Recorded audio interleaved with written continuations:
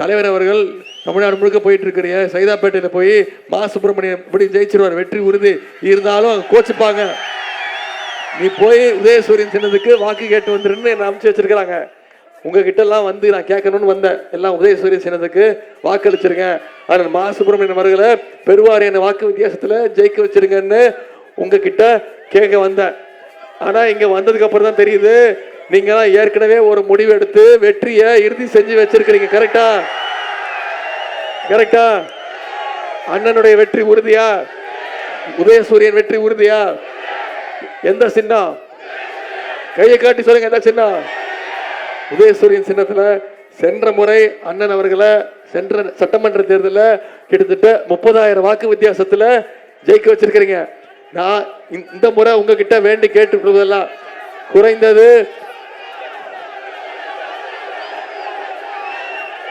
நிச்சயமா சரி, குறைந்தது 75,000 வாக்கு வித்தியாசத்துல மா சுப்பிரமணியம் அவர்களை ஜெயிக்க வச்சு கொடுக்கணும். செய்வீங்களா? ஒரு சிறந்த மனிதரை, சிறந்த வேட்பாளரா தலைவர் அவர்கள் உங்ககிட்ட அமைச்சு வச்சிருக்கிறார். அவருடைய அருமை பெருமை எல்லாம் உங்ககிட்ட நான் சொல்ல வேண்டிய அவசியமே கிடையாது. உங்க அத்தனை பேருக்கும் அறிமுகமானவர் அண்ணன் மா சுப்பிரமணியம் அவர்கள். மா சுப்பிரமணியம் அப்படின்னா மாரத்தான் சுப்பிரமணியம் அப்படிங்கிறது இந்த தொகுதி மட்டும் இல்ல, தமிழ்நாடு மட்டும் இல்ல, இந்தியா முழுக்க அண்ணன் ஃபேமஸ். மாரத்தான் சுப்பிரமணியங்கிறது, மா சுப்பிரமணியங்கிறது அந்த பேர் ஃபேமஸ். அதிகாலையிலிருந்து இரவு வரைக்கும் எப்போதுமே மக்கள் பணியில இருக்கக்கூடியவர் தான் அண்ணன் மா சுப்பிரமணியன் அவர்கள். இப்பவும் அண்ணன் அமைச்சராக பிறகு எந்த மாவட்டத்திற்கு சென்றாலும் விடிய காலில் எந்திரிச்சு ஜாகிங் போயிடுவாரு. அப்படி போகும்போது அங்க ஊர்ல இருக்கக்கூடிய எந்த அரசு மருத்துவமனையார உள்ள போய் ஆய்வு செஞ்சு நடவடிக்கை எடுக்கக்கூடியவர் தான். இப்போ கூட தினசரி காலை மாலைன்னு வாக்கிங் போகும்போது கூட மக்களை சந்திக்கிற, தினமும் மக்களை சந்திக்கக்கூடிய ஒரு நல்ல உறுப்பினர் தான், நல்ல சட்டமன்ற உறுப்பினர் தான் அண்ணன் மா சுப்பிரமணியன் அவர்கள். இன்னும் உதாரணத்துக்கு அவருடைய உழைப்புக்கு ஒரு சின்ன உதாரணம் சொல்லணும்னா, கொரோனா காலகட்டத்தில் 24 மணி நேரமும் சுற்றி சுழன்றி உழைத்தவர் தான் அண்ணன் மா சுப்பிரமணியன் அவர்கள். அதை யாராலும் மறக்கவும் மறுக்கவும் முடியாது. அது மட்டும் அவர் சென்னை மாநகரத்துடைய மேயரா இருந்து போவோம். இப்படிதான் சென்னையோட வளர்ச்சிக்கு மிகுந்த பாடுபட்டார். இந்த சென்னையில் இருக்கக்கூடிய ஒவ்வொரு ஏரியாவும், ஏன் ஒவ்வொரு தெருவும் அண்ணனுக்கு அத்துப்படி.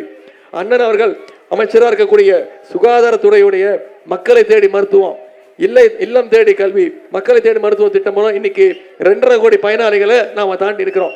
இவ்வளவு பேருடைய உடல் ஆரோக்கியத்தை அண்ணன் மாசு அவர்கள் இன்னைக்கு உறுதி செஞ்சிருக்கிறார். இந்த திட்டத்தை பாராட்டி இன்னைக்கு ஐநா அமைப்பே இன்னைக்கு ஒரு விருதை கொடுத்திருக்குன்னா அந்த பாராட்டுக்கு உரியவர் அண்ணன் மா சுப்பிரமணியன் அவர்கள். இன்னைக்கு தமிழ்நாட்டுக்கு இவ்வளவு பெரிய பெருமை சேர்த்திருக்கிறார்னா அண்ணன் மா சுப்பிரமணியனுடைய உழைப்பு. இத்தகைய ஆற்றல் வாய்ந்தவர் தான் அண்ணன் மா சுப்பிரமணியன் அவர்கள். அது மட்டும் இல்ல, இன்னுயிர் காப்போம், நம்மை காக்கும் 48ங்கிற திட்டம், இதயம் காப்போம் அப்படின்ற இப்படி பல்வேறு திட்டங்கள் மூலம் லட்சக்கணக்கான உயிர்களை, தமிழ்நாடு முழுக்க இருக்கக்கூடிய தமிழர்களுடைய உயிர்களை காப்பாற்றியவர் தான் அண்ணன் மா சுப்பிரமணியன் அவர்கள். இப்படி ஒட்டுமொத்த தமிழர்களுக்காக உழைக்கக்கூடிய அண்ணன் மா சுப்பிரமணியன் அவர்களுக்கு உதயசூரியன் சின்னத்தில் நாம வாக்களிச்சு மிகப்பெரிய வெற்றியை தேடித்தரணும். செய்வீங்களா? இன்னைக்கு உங்களுடைய வேட்பாளரை உங்களிடத்துல கூப்பிட்டு வந்திருக்கிறேன். எந்த தைரியத்தில் கூப்பிட்டு வந்திருக்கிறேன்? நானும் அவரும் உங்களை சந்திக்க வந்திருக்கிறோம். மீண்டும் எங்களுக்கு ஒரு வாய்ப்பு கொடுங்க, மீண்டும் உதயசூரியன் சின்னத்துக்கு வாய்ப்பு கொடுங்கன்னு கேட்டு வந்திருக்கோமே. எந்த உரிமையில வந்திருக்கோம்? கடந்த 5 வருஷமா செஞ்சு காட்டியிருக்கிறோம், பல திட்டங்களை செஞ்சு முடிச்சிருக்கிறோங்கிற அந்த திருப்தியில, அந்த தைரியத்துல, அந்த உரிமையில உங்களை சந்திக்க வந்திருக்கிறோம். உதாரணத்துக்கு சில திட்டங்களை மட்டும் இங்க நினைவுபடுத்த விரும்புறேன். 450 கோடி ரூபாய் மதிப்பீட்டில் பக்கத்தில் இருக்கக்கூடிய கிண்டி கலைஞர் நூற்றாண்டு உயர் சிறப்பு மருத்துவமனை யார் அமைச்சு கொடுத்தா? உங்களுடைய அமைச்சர். 417 கோடி ரூபாய் மதிப்பீட்டில் கிண்டி கிங் இன்ஸ்டிடியூட் வளாகத்தில் 19 துறைகள் கொண்ட குழந்தை மருத்துவ ஆராய்ச்சி நிறுவனம் யார் அமைச்சு கொடுத்தா? அண்ணன் மாசு அவர்கள். சுமார் 151 கோடி ரூபாய் மதிப்பீட்டில் 200 படுக்கை வசதிகளுடன் முதியோர் மருத்துவமனை. 194 கோடி ரூபாய் மதிப்பீட்டில் கிண்டி ரேஸ்கோஸ் மைதானத்தில் இன்னைக்கு ஒரு சுற்றுச்சூழல் பூங்கா மற்றும் சைதை கடம்பாடி சின்னம்மன் கோயில் எதிரில் ஒரு உழைப்பாளர் நலக்கூடம். சைதாப்பேட்டையில் நவீன வசதிகளுடன் கூடிய MC ராஜா சமூக நீதி ஹாஸ்டல். சுமார் 38 கோடி ரூபாய் மதிப்பீட்டில் கிண்டி சுற்றுச்சூழல் பூங்கா. 61 கோடி ரூபாய் மதிப்பீட்டில் ராஜீவ்காந்தி சாலை மற்றும் சர்தார் பட்டேல் சாலை இணைக்கின்ற மத்திய கைலாஷ் மேம்பாலம் யார் கொண்டு வந்தா? அவருடைய உழைப்பு. 35 கோடி ரூபாய் மதிப்பீட்டில் சைதாப்பேட்டையில 6 தளங்களுடன் இன்னைக்கு புதிய மருத்துவமனை. 23 கோடி ரூபாய் மதிப்பீட்டில் நவீன காய்கறி அங்காடி பட்டுகின்ற பணி. 78 கோடி ரூபாய் மதிப்பீட்டில் வாழைத்தோப்பு பகுதியில் நகர்ப்புற வாழ்விட மேம்பாட்டு வாரிய சார்பாக இன்னைக்கு 500 குடியிருப்புகள். யார் கொடுத்தது? உங்களுடைய அமைச்சர் கொடுத்தது. 20 கோடி ரூபாய் மதிப்பீட்டில் நவீன ஆட்டிறைச்சி கூடத்தின் கட்டுமான பணிகள். 5 கோடி ரூபாய் மதிப்பீட்டில் நந்தன அரசு கலைக்கல்லூரியில ஒரு புதிய கலையரங்கம். 4 கோடி ரூபாய் மதிப்பீட்டில் விவி கோயில் தெருவில் ஒரு புதிய சமுதாய நலக்கூடன். 5 கோடி ரூபாய் மதிப்பீட்டில் சித்ரா நகரில் உள்ள அரசு பள்ளிக்கு கூடுதல் வகுப்பறை, கூடுதல் கிளாஸ் ரூம்ஸ் கட்டி கொடுத்திருக்கிறோம். 35 கோடி ரூபாய் மதிப்பீட்டில் பொன்னியம்மன் கோயில் தெரு, அம்பாடி தெரு, சூர்யா நகர், பாரதி அவென்யூ மற்றும் 176வது வார்டு உள்ளிட்ட பல்வேறு பகுதிகளில் இன்னைக்கு மழைநீர் வடிகால் பணிகள் நடைபெற்றிருக்கு. 17 கோடி ரூபாய் மதிப்பீட்டில் ரேஸ்கோ சாலை விரிவாக்க பணிகள் நடைபெறுது. இதெல்லாம் ஒரு சின்ன எடுத்துக்காட்டு தான். 5 வருஷம் அண்ணன் செஞ்சிருக்கக்கூடிய பணிகளுடைய ஒரு சின்ன எடுத்துக்காட்டு தான். இந்த திட்டங்கள்லாம் இன்னும் தொடரணும். இன்னும் இதை விட மிகப்பெரிய திட்டங்கள் உங்க ஒவ்வொரு தெருவுக்கும் என்ன தேவைங்கிறத அண்ணன் மா சுப்பிரமணியன் அவர்களுக்கு தெரியும். இதெல்லாம் கொண்டு வரணும்னா மீண்டும் நம்முடைய தமிழ்நாட்டில் நம்முடைய தலைவர் தலைமையில திராவிட மாடல் 2.0 ஆட்சி அமைய போவது உறுதி. நீங்க முதல் வெற்றியாக இந்த சைதாப்பேட்டையில, சென்னையிலே அதிக வித்தியாசமாக இந்த சைதாப்பேட்டையில நீங்க வெற்றியை தேடி கொடுக்கணும். செய்வீங்களா? உங்களுக்கு எல்லாம் ஒண்ணு தெரியுமா? நானும் ஒரு வேட்பாளர், அது தெரியுமா? நானும் தேர்தலில் நிக்கிறேன். எந்த தொகுதியில் நிக்கிறேன் தெரியுமா? சேப்பாக்க திருவல்லிக்கேணி தொகுதியில் நிக்கிறேன். தலைவர் அவர்கள் எனக்கும் வாய்ப்பு கொடுத்திருக்கிறாங்க. ஆனா நான் என் தொகுதிக்கே போல. என் தொகுதிக்கு ஒரே ஒரு நாள் தான் போய் வாக்கு கேட்டிருக்கிறேன். என் தொகுதியை விட்டுட்டு நான் இன்னைக்கு சைதாப்பேட்டைக்கு வந்து உங்களெல்லாம் சந்திச்சு வாக்கு கேட்கிறேன்னா என்ன அர்த்தம்? என் தொகுதி வெற்றியை விட எனக்கு இந்த சைதாப்பேட்டை தொகுதியுடைய வெற்றி மிகப்பெரிய வெற்றியா இருக்கணும். என்னுடைய வெற்றியை விட அண்ணன் மா சுப்பிரமணியனுடைய வெற்றி மிக அதிகமான வாக்கு வித்தியாசத்தில் ஜெயிக்கிறோம். செஞ்சு கொடுப்பீங்களா? நிச்சயம் செஞ்சு கொடுப்பீங்களா? இந்த தொகுதிக்கு மட்டும் இல்ல, தமிழ்நாடு முழுக்க இன்னைக்கு ஒவ்வொரு திட்டத்தையும் நம்முடைய முதலமைச்சர் அவர்கள் பார்த்து செஞ்சுட்டு இருக்கிறார். உதாரணத்துக்கு சில திட்டங்கள் சொல்றேன்.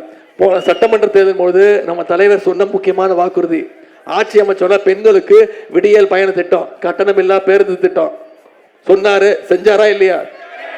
இன்னைக்கு மகளிர் ஒவ்வொருத்தரும் மாசம் 900 ரூபாயில இருந்து 1000 ரூபாய் வரைக்கும் இந்த மகளிர் கட்டணம் இல்லா பேருந்து திட்டத்தின் மூலம் பயன்படுறாங்க. இன்னைக்கு அரசு பள்ளியில் படிக்கக்கூடிய 1ஆம் வகுப்புல இருந்து 5ஆம் வகுப்பு வரைக்கும் காலை ஸ்கூலுக்கு போனாங்கன்னா முதல்ல தரமான காலை உணவு, அதன் பிறகு தரமான கல்வி கொடுக்கிறோம். சரி, பள்ளிக்கூடம் வர வச்சுட்டோம், கல்லூரிக்கு போனோம். அதுக்கு தான் நம்முடைய முதலமைச்சர் சொன்னார், அரசு பள்ளியில் படிச்சு எந்த கல்லூரியில் போய் சேர்ந்தாலும், தனியார் கல்லூரியாக இருந்தாலும் சரி, அவங்களுக்கு மாசம் 1000 ரூபாய் கல்வி ஊக்கத்தொகை நான் வழங்குறேன்னு இன்னைக்கு 13 லட்சம் மாணவர்களுக்கு கல்வி ஊக்கத்தொகை வழங்கியிருக்கிறோம். மேற்படிப்புக்கு பசங்களை படிக்க வச்சிருக்கிறோம். இப்படி பல திட்டங்கள். நான் முதல் திட்டத்தில் 3 லட்சம் பேருக்கு வேலை வாய்ப்பு உருவாக்கி கொடுத்திருக்கிறோம். சமீபத்தில் 3 மாதங்களுக்கு முன்பு முதலமைச்சர் முடிவெடுத்தார், 10 லட்சம் கல்லூரி மாணவ மாணவிகளுக்கு இலவச லேப்டாப் திட்டம் வழங்கணும்னு சொல்லி ஒரே மாசத்துல 10 லட்சம் குழந்தைங்களுக்கு மாணவ மாணவிகளுக்கு கொடுத்திருக்கிறோம். அதிமுக ஆட்சியில கொடுத்தாங்க. யாரு கொடுத்தாங்க? பள்ளிக்கூட குழந்தைங்களுக்கு லேப்டாப் கொடுத்தாங்க. 2019ஆம் ஆண்டு நிப்பாட்டிட்டாங்க, திட்டத்தை நிப்பாட்டிட்டாங்க. நம்முடைய முதலமைச்சர் பார்த்தாரு, லேப்டாப் அதிகமா யாருக்கு பயனுள்ளதா இருக்கும்? பள்ளிக்கூட படிக்கிற குழந்தைங்களுக்கு பயனுள்ளதா இருக்குமா, இல்ல கல்லூரி மாணவர்களுக்கு பயனுள்ளதா இருக்குமான்னு பார்த்து இன்னைக்கு 10 லட்சம் மாணவ மாணவியருக்கு 10 லட்சம் பேருக்கு லேப்டாப் கொடுத்திருக்கிறோம்.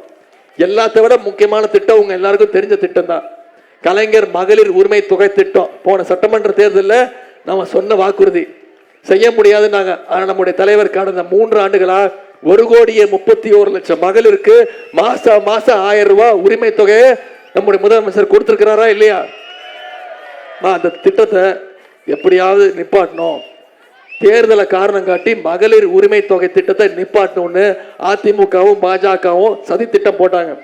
நீதிமன்றத்துக்கு போக முயற்சி பண்ணாங்க. நம்முடைய தலைவர் என்ன பண்ணாரு, நான் 1000 ரூபாய் கொடுக்கறத நீ நிப்பாட்டுறியா, நான் கொடுக்குற 5000 நிப்பாட்டி பாருன்னு கொடுத்தாரா இல்லையா? பிப்ரவரி மாசம், மார்ச் மாசம், ஏப்ரல் மாசம் 3 மாசத்துக்கு சேர்த்து 3000, கோடை கால சிறப்பு நிதி 2000ன்னு 5000 ரூபாய் ஒரே பேமெண்ட்ல, ஒரே டிரான்ஸ்பர்ல 1,31,00,000 மகளிருக்கு நம்முடைய முதலமைச்சர்கள் கொடுத்தாங்க. முதலமைச்சர் காலையில 6 மணிக்கு அனுப்பிச்சாரு, கரெக்டா? பேங்க் டிரான்ஸ்பர் பண்ணாரு. மகளிர் என்ன பண்ணீங்க? 9 மணிக்கெல்லாம் போய் வித்ட்ரா பண்ணிட்டீங்க. அவரோ ஷார்ப்பு. ஏன் அப்படி பண்ணீங்க? ஏன்னா மோடி உள்ள பூந்து அந்த பணத்தை உருவிடுவாருன்னு உங்களுக்கு பயம். பேங்க்ல மினிமம் பேலன்ஸ் இல்ல, இந்த மோடி இதையும் பண்ணுவாரு அப்படிங்கிற பயத்துல போய் எடுத்தீங்க. இதே ஷார்ப்பு வர்ற 23ஆம் தேதி வரைக்கும் இருக்கணும். இருப்பீங்களா? இப்ப நம்ம தலைவர் வாக்குறுதி கொடுத்திருக்கிறாரு. மகளிர் உரிமை தொகை 1000 இல்ல, அதை உயர்த்தி 2000 ரூபாய் தருவேன்னு, மாசம் 2000 உரிமை தொகை தருவேன்னு தலைவர் வாக்குறுதி கொடுத்திருக்கிறாங்க. காலை உணவு திட்டம் 5ஆம் வகுப்பு வரைக்கும் இல்ல, 8ஆம் வகுப்பு வரைக்கும் உயர்த்தி கொடுப்பேன்னு தலைவர் வாக்குறுதி கொடுத்திருக்கிறாங்க. கல்வி ஊக்கத்தொகை 1000 இல்ல, 1500 தரப்படும்னு வாக்குறுதி கொடுத்திருக்கிறோம். அடுத்த 5 வருஷத்துல அனைத்து கல்லூரி மாணவ மாணவிகளுக்கும் இலவச லேப்டாப் கொடுக்கப்படும் வாக்குறுதி கொடுத்திருக்கிறோம். ஓஏபி 1200 இல்ல, 2000 ரூபாய் கொடுப்போம்னு வாக்குறுதி கொடுத்திருப்போம். எல்லாத்தை விட முக்கியமான ஒரு வாக்குறுதி உங்க எல்லாருக்குமே தெரியும், இருந்தாலும் நான் ஞாபகப்படுத்துறேன். ஆட்சி அமைஞ்சோடனே நம்முடைய முதலமைச்சர் அவர்கள் அனைத்து மகளிருக்கும் கையில 8000 ரூபாய் மதிப்புள்ள ஒரு கூப்பன் கொடுத்துருவோம். அந்த கூப்பன் வச்சுக்கிட்டு நீங்களே முடிவெடுத்துக்கோங்க. உங்க வீட்டுக்கு என்ன மின் சாதன பொருட்கள் வாங்கணுங்கிற முடிவை, ஃப்ரிட்ஜா, டிவியா, வாஷிங் மிஷினா, குக்கரா, எது வேணுமோ 8000 ரூபாய் மதிப்புள்ள மின் சாதன பொருட்களை இல்லத்தரசிகள் நீங்களே முடிவு பண்ணி நீங்களே வாங்கிக்கலாம். இந்த திட்டத்தெல்லாம் செயல்படுத்தணும்னா வர்ற சட்டமன்ற தேர்தலில் மிகப்பெரிய வெற்றியை இந்த சைதாப்பேட்டை தொகுதியில நீங்க தேடி தரணும். தருவீங்களா? இன்னொரு முக்கியமான விஷயமா உங்களுக்கு தெரியும், சமீபத்தில் நேற்று எதிர்கட்சி தலைவர் திரு எடப்பாடி பழனிசாமி அவர்கள் நம்முடைய தலைவரை பத்தி எவ்வளவு தரக்குறைவா பேசிட்டாரு அப்படின்னு நீங்க பார்த்திருப்பீங்க. கொரோனால நம்முடைய தலைவர் காணா போயிட்டாராம். சொல்றது யாரு? திரு எடப்பாடி பழனிசாமி அவர்கள். தேர்தல் நெருங்க நெருங்க என்ன பத்தி பேசுறாரு? நான் பார்த்துப்பேன். தலைவரை பத்தி பேசினால் நான் தான் வந்து முதல்ல நிற்பேன், விட மாட்டேன். என்ன நடந்துச்சு யோசிச்சு பாருங்கம்மா. நேற்று நம்ம தலைவரை பத்தி தவறா பேசியிருக்கிறாரு.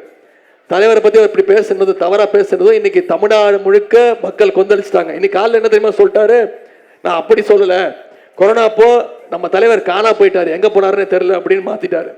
நான் சொல்றேன், கொரோனா வர்றதுக்கு முன்னாடியே 2020ஆம் ஆண்டு, அந்த வருஷம் தான் வந்தது 2020ஆம் ஆண்டு, அதற்கான அப்போ நம்முடைய தலைவர் எதிர்கட்சி தலைவர் முதலமைச்சர் எடப்பாடி பழனிசாமி அவர்கள் அதற்கான முன்னெச்சரிக்கை நடவடிக்கை எடுக்கணும்னு நம்முடைய தலைவர் 2020ஆம் ஆண்டு சட்டமன்றத்தில் முதல்ல குரல் கொடுத்தவர் நம்முடைய தலைவர்.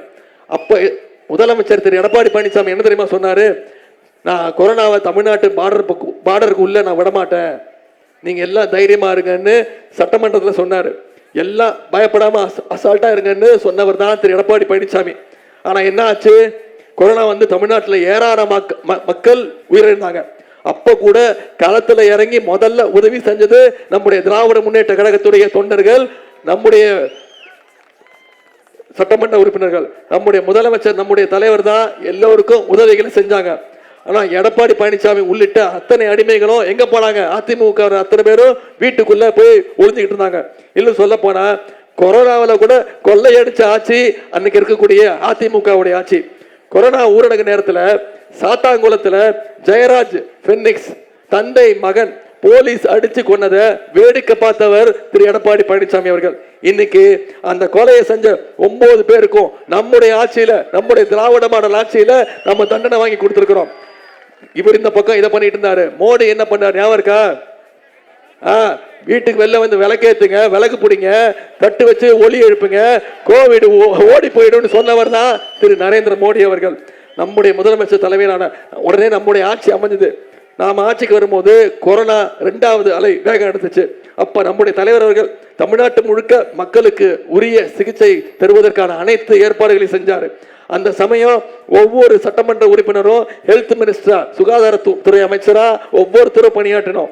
ஆக்சிஜன் சிலிண்டர் வாங்கி கொடுத்தோம். கொரோனா தடுப்பூசி போடுறத ஒரு இயக்கமாகவே மாத்தி காட்டணும். நம்முடைய தலைவர் அவர்கள் கொரோனா நிவாரண நிதியா 4000 ரூபாய், ஆட்சி அமைஞ்சொன்ன 2000 ரூபாய்ன்னு நம்முடைய தலைவர் சொன்ன மாதிரி ஒவ்வொரு ரேஷன் அட்டைக்கு கொடுத்தோம். கொரோனாவில் அம்மா அப்பாவை இழந்த பிள்ளைகளுக்கு அரசு பிக்சட் டெபாசிட்ல 5 லட்சம் ரூபாய் வரைக்கும் பண்ணி போட்டு கொடுத்தோம். அவங்க படிப்பு செலவையும் அரசை ஏற்குன்னு நம்முடைய முதலமைச்சர் அறிவிச்சார். இன்னும் சொல்ல போனா தன்னுடைய உயிரையே பணைய வச்சு கொரோனா வார்டுக்குள்ள கோயம்புத்தூர்ல ஒரு ஆஸ்பத்திரிக்குள்ள போய் பிபி கிட்டு போய் அங்க இருக்கக்கூடிய பேஷண்ட்ஸுக்கெல்லாம் நம்பிக்கை ஊட்டினவர் நம்முடைய கழக தலைவர் அவர்கள். மிஸ்ஸாவை பார்த்த தலைவர் அவர்களுக்கு இந்த கொரோனாலாம் ஒண்ணும் கிடையாது. மிஸ்ஸாவை பார்த்தவர் எங்களுடைய தலைவர் அவர்கள். எங்க தலைவரை பத்தி திரு எடப்பாடி பழனிசாமி அவர்கள் இன்னைக்கு கண்ணாபுரன் பேசிட்டு இருக்கிறார். என்ன பத்தி இன்னும் பாசத்தோட பேசிட்டு இருக்கிறார். என் மேல அவருக்கு தனி பிரியம்.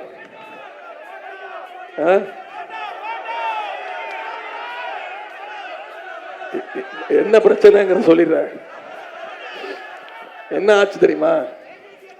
திரு மோடியுடைய நீங்க முரட்டு பக்தர்கள் பார்த்திருப்பீங்க, முரட்டு தொண்டர்கள் பார்த்திருப்பீங்க. எங்கேயாவது பார்த்திருக்கீங்கம்மா இப்படி ஒரு முரட்டு அடிமைய? அதுதான் கெட்ட வார்த்தையாம்மா முரட்டு அடிமைங்கிறது. நான் என்ன சொன்னேன், இப்படி முரட்டு அடிமையா இருக்காதீங்க. தமிழ்நாட்டுக்குள்ள நீங்க முரட்டு அடிமையா இருந்ததா நீட் தேர்வை உள்ள விட்டீங்க. இப்ப மும்மொழி கொள்கையை உள்ள விட பாக்குறாங்க, அனுமதிக்காங்க. மீண்டும் தமிழ்நாட்டுக்குள்ள இந்தியை திணிக்க முயற்சி பண்றாங்க. தயவு செய்து நீங்க கூட்டணி வச்சிருக்கீங்களே பாஜகவை தட்டி கேளுங்க. இதுதாம்மா நான் சொன்னேன். உடனே திரு எடப்பாடி பழனிசாமி அவர்களுக்கு பயங்கர கோவம் வந்துருச்சு. என்ன சொன்னாரு? உதயநிதிக்கு எந்த அனுபவம் கிடையாது, என்ன அனுபவம் இருக்கு அவருக்குன்னு கேட்டார். அவருடைய அரசியல் அனுபவம் என் வயசு அப்படின்ட்டார். உண்மைதான், அவருக்கு இருக்கிற அனுபவம் எனக்கு நிச்சயம் கிடையாது. என்ன அனுபவம்?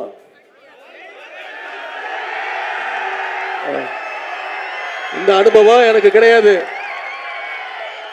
தெரியுதா? பதவிக்காக பொறுப்புக்காக யார் காலையும் விடுற அனுபவம் எனக்கு கிடையாது.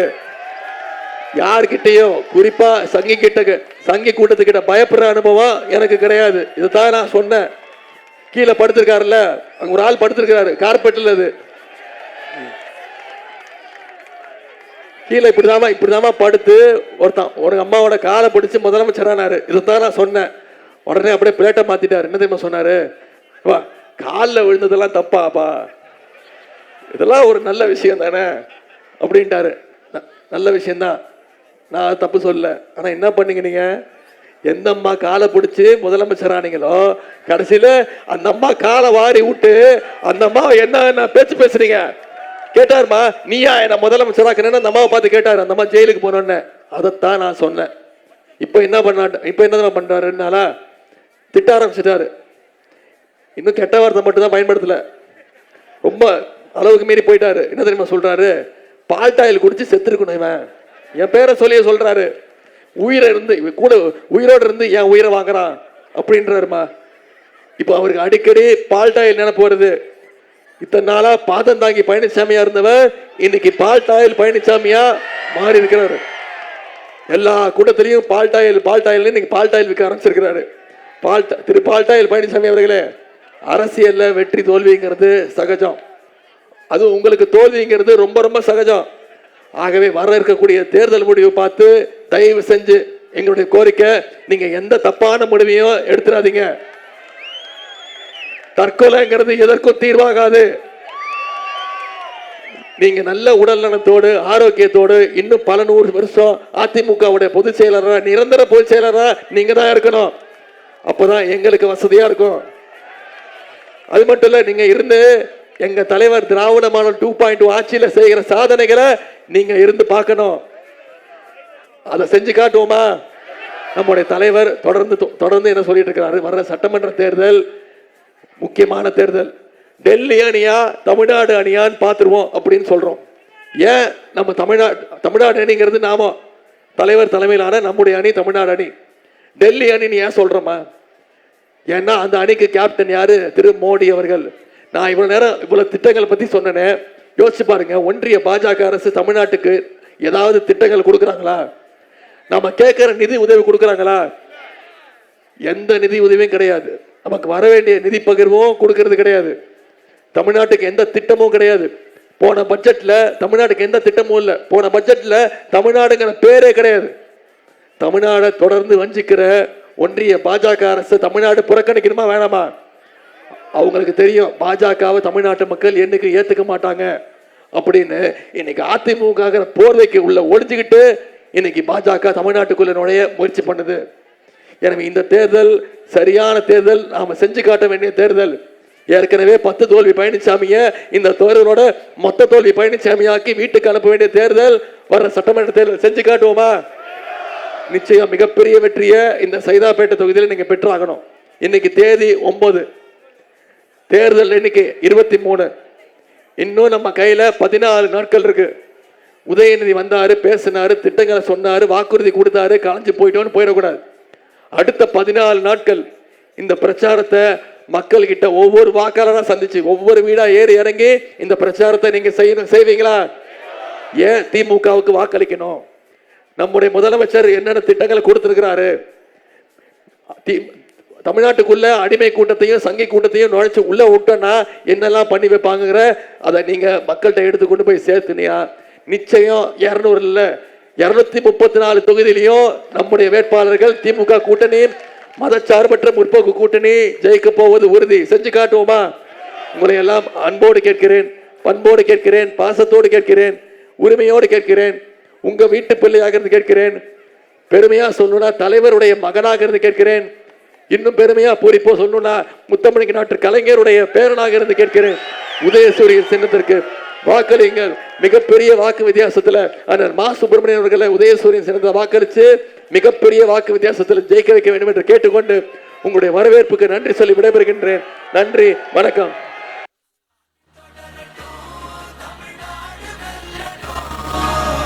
தமிழ்நாடு போராடும், தமிழ்நாடு வெல்லும்.